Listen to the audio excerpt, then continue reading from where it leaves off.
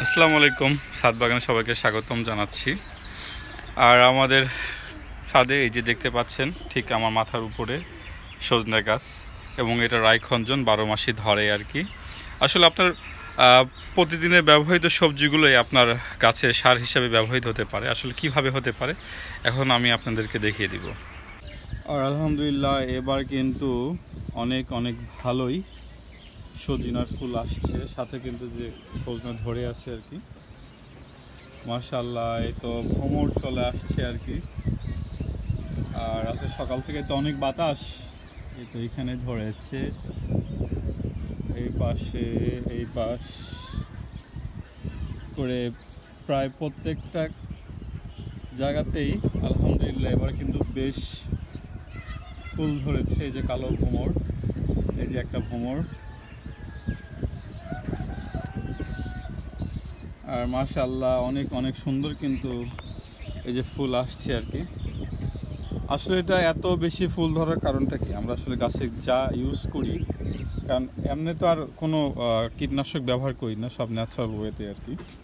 আজ এখানে রয়েছে যে বিভিন্ন ধরনের ফল ও সবজি, এগুলো ছাল চোচা আছে, এখানে এখানে পানি দিয়ে ভিজিয়ে রাখা হয়েছে।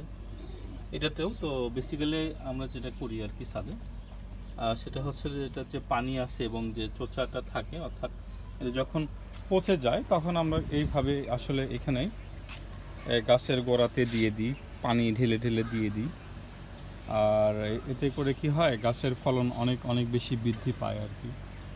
তো দেখতে পাচ্ছেন যে মাশাআল্লাহ অনেক অনেক অনেক সজনা ধরেছে। আর এই গাছটা যেহেতু একই জায়গাতেই লাগানো, আর এই গাছটাতে কিন্তু মাশাআল্লাহ দেখেন, দেখতেই পাচ্ছেন বেশ সুন্দর পেঁপে ধরেছে।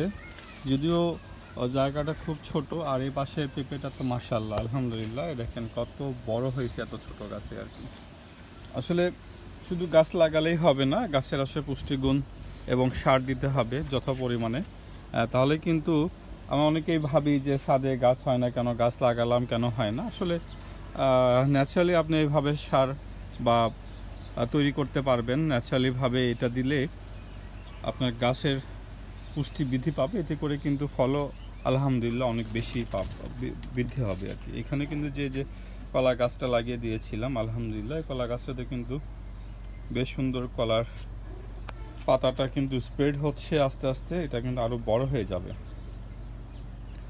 তো যাদের এরকম সুযোগ আছে অবশ্যই বাসায় আমরা তো নিত্য প্রয়োজনীয় কাজে তো সবজি ব্যবহার করেই থাকি।